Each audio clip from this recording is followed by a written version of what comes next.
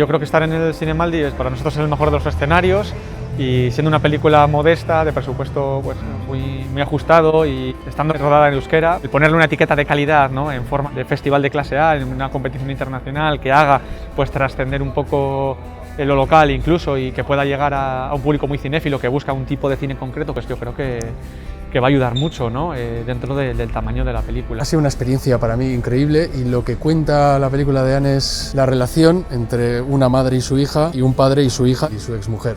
Habla sobre todo de la incomunicación entre estas personas.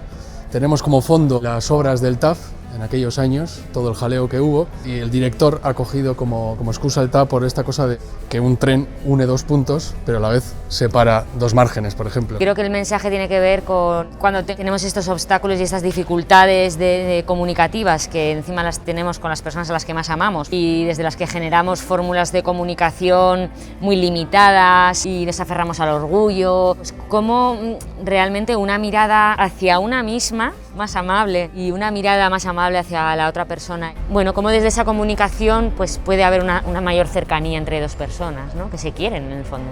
Yo creo que lo que intentamos es retratar justo ese espacio al que no accede un hijo, al que no accede una madre, al que no accede una pareja, ¿no?, ese espacio de intimidad que no se transmite y que a veces por incluso incapacidad o pudor o desconfianza permanece muy en nuestro interior, ¿no? Y ahí yo creo que está la incomunicación. En el caso de la película pues se agrava, claro, evidentemente. ¿Con quién estoy viviendo, no? Para mí es una película que se resumiría con una hija diciendo hola, mamá, estoy aquí. A mí me costó mucho preparar este personaje porque yo soy un tío muy extrovertido y muy nervioso, y Fernando, mi personaje, es justo todo lo contrario. Es un ser un poco oscuro, lánguido, está deprimido, todo le ha salido mal, se ha quedado sin trabajo. Su mujer pues es su exmujer ya, la relación con su hija se ha roto de alguna manera. Entonces llevar todo eso a la construcción del personaje ha sido difícil, pero un reto muy bonito.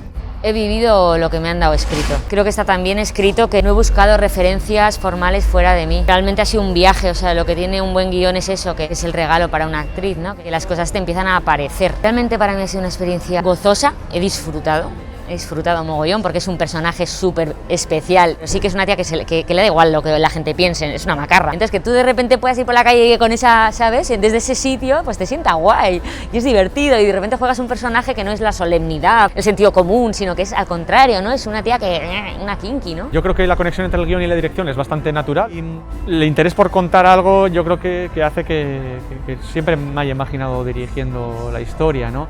El rodaje fue maravilloso. Es una película, entre comillas, pequeña, de bajo presupuesto, un equipo no muy grande. Se ve un cariño especial a la hora de contar esta película, y es una película que yo creo que va a sorprender. Creo que ha habido un trabajo de equipo muy guay, la energía que había para todos, mucha gente del equipo estaba por primera vez en X puesto, entonces había como un mimo y una entrega y una intimidad de cada uno en su lugar muy potente. Creo que hay como una inocencia muy bonita en esta peli por lo que hemos puesto todas y todos ahí en el equipo.